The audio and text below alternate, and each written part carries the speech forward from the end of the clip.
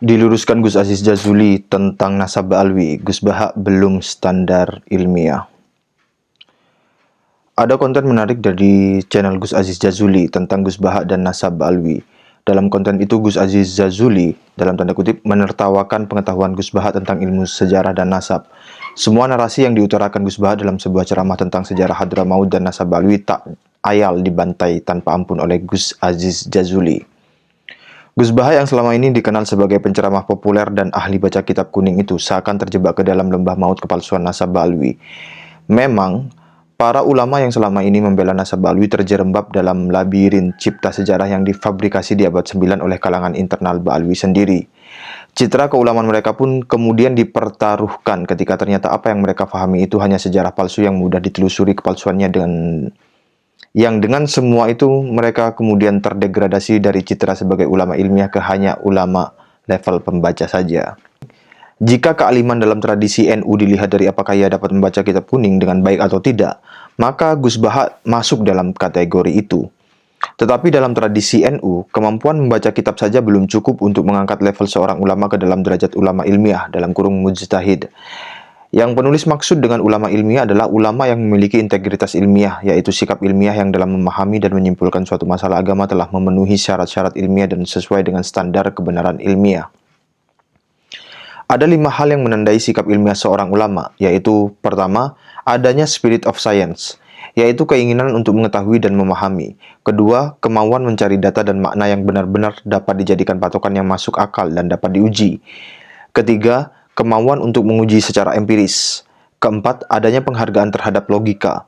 Kelima, kecenderungan menyelidiki kebenaran atau kesalahan suatu kesimpulan dengan logika yang dapat dipertanggungjawabkan. Gus Baha telah memiliki poin pertama, yaitu spirit of science, tetapi ia belum memenuhi 4 syarat lainnya untuk disebut sebagai ulama ilmiah. Gus Baha, dalam konteks kasus nasab dan sejarah Ba'alwi tersebut, baru menempati level elementer yang mampu membaca lalu menghafal bacaan kemudian menyampaikannya ke hadapan publik. Setelah ia membaca suatu buku, Gus Baha tidak melangkah ke poin sikap ilmiah di atasnya, yaitu mencari dan mengumpulkan data sebanyak-banyaknya sehingga dapat menemukan informasi-informasi yang benar-benar dapat menjadi patokan kebenaran. Ketertinggalan Gus Baha dalam tahapan ini otomatis menjadikannya tertinggal pula dalam tahapan sikap ilmiah di atasnya, yaitu menguji secara empiris setiap data dengan fakta-fakta yang sebenarnya. Misalnya, dalam konteks Sayyid Ahmad bin Isa, Gus Baha menyimpulkan dalam video tersebut bahwa ia adalah keturunan Nabi yang pertama yang memasuki Yaman. Gus Baha hanya menerima taken for granted informasi dari apa yang ia baca dari Wikipedia atau buku-buku Ba'alwi yang menyatakan demikian. Kemudian ia mempercayainya tanpa mengadakan tahapan muqabalah al-masyadir, membandingkan berbagai literatur dengan informasi yang lebih kredibel dan lebih dekat masanya. Gus Baha belum memahami cara menguji kebenaran suatu informasi historis semacam itu. Seharusnya, pertama kali yang dilakukan Gus Baha adalah mencari data dan informasi untuk mengetahui titik mangsa kehidupan Ahmad bin Isa. Lalu ia mencari informasi lanjutan. Adakah kitab-kitab yang ditulis dalam waktu tersebut yang berbicara tentang sosok Ahmad bin Isa atau tentang para keturunan Nabi di Yaman? Dengan melempar narasi bahwa Ahmad al-Muhajir adalah keturunan Nabi yang pertama kali hijrah ke Yaman, Gus Baha telah melakukan ketiga kesalahan kesimpulan ilmiah. Pertama, tentang Ahmad bin Isa hijrah ke Yaman. Kedua, tentang bahwa Ahmad bin Isa orang yang pertama hijrah ke Yaman. Ketiga, bahwa ia bergelar al-Muhajir. Sebelum Gus Baha menyampaikan proposisi bahwa Ahmad bin Isa adalah orang pertama dari keturunan Nabi yang hijrah ke Yaman, ia harus membuktikan terlebih dahulu apakah benar Ahmad bin Isa hijrah ke Yaman. Ketika Gus Baha telah salah mengambil kesimpulan bahwa Ahmad bin Isa hijrah ke Yaman, tentu ia akan lebih salah lagi ketika mengatakan bahwa Ahmad bin Isa adalah orang pertama yang hijrah ke Yaman dari keturunan Nabi.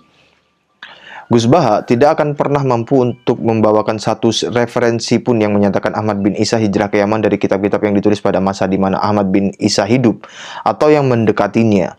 Kenapa? Karena memang Ahmad bin Isa tidak pernah hijrah ke Yaman. Cerita bahwa Ahmad bin Isa berhijrah ke Yaman hanyalah cerita khurafat yang diciptakan kaum Ba'alwi di abad ke-9 Hijriah untuk sekedar melegitimasi nasab mereka saja.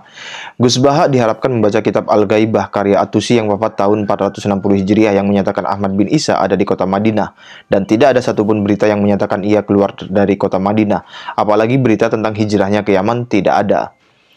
Apakah Gus Baha sanggup untuk membawakan satu kitab yang lebih tua dari Al-Ghaibah yang menyatakan Ahmad bin Isa berhijrah ke Yaman? Lamun bisa, tek mai hadiah peci anyar nomor 8 sing dhuwure 10 cm. Proposisi Gus Baha yang menyatakan bahwa Ahmad bin Isa adalah keturunan Nabi yang pertama hijrah ke Yaman terbantah oleh kitab-kitab tua yang menyatakan bahwa keluarga Ar-Rasi adalah keturunan Nabi pertama yang hijrah ke Yaman pada tahun 286 Hijriah.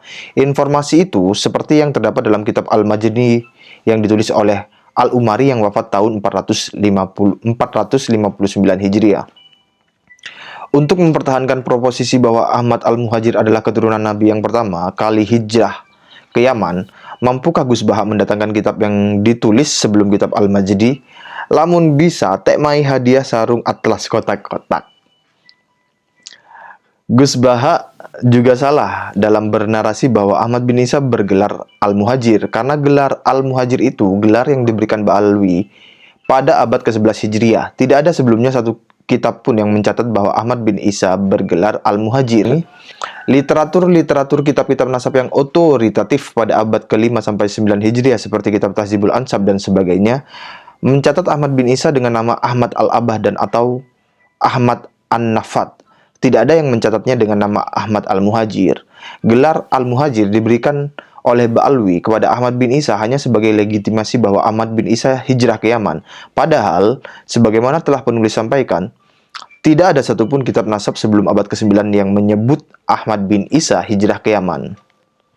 Gus Baha benar-benar telah terjerembab dalam cipta sejarah palsu yang dilakukan kaum Ba'alwi. Mampukah Gus Baha membawa kitab yang lebih tua dan dari kitab Tahzibul Ansab yang menyebutkan bahwa Ahmad bin Isa bergelar Al-Muhajir? Tidak akan mampu. Lamun mampu, tek mai hadiah cincin virus. Gus Baha juga tidak memenuhi standar sikap ilmiah, yaitu kemampuan untuk menguji secara empiris, misalnya tes DNA yang sudah terbukti bahwa Ba'alwi ini secara hasil uji DNA bukanlah keturunan paternal Nabi Muhammad SAW, bahkan bukan pula keturunan Nabi Ibrahim. Gus Baha juga dalam konteks sejarah dan nasab Ba'alwi ini tidak memenuhi standar sikap ilmiah berikutnya, yaitu tidak adanya penghargaan terhadap logika, di mana suatu narasi sejarah yang tidak masuk akal masih diterima dan disampaikan ke hadapan publik. Gus Baha bisa lebih banyak membaca kitab-kitab nasab dan sejarah untuk mengetahui berbagai kodiah-kodiah yang tidak masuk akal dari cipta sejarah Ba'alwi. Misalnya tentang bahwa Ahmad bin Isa hijrah ke Yaman bersama leluhur Bani Ahdal, Muhammad bin Sulaiman pada tahun 317 Hijriah, sedangkan Ahmad bin Isa wafat 345 Hijriah, dan Muhammad bin Sulaiman wafat tahun 540 Hijriah. Bagaimana orang yang berhijrah tahun 317 Hijriah masih bisa hidup tahun 540 Hijriah? Walaupun yang demikian itu mungkinun aklan, secara akal memungkinkan, tetapi mustahilun urfan, secara kebiasaan mustahil terjadi.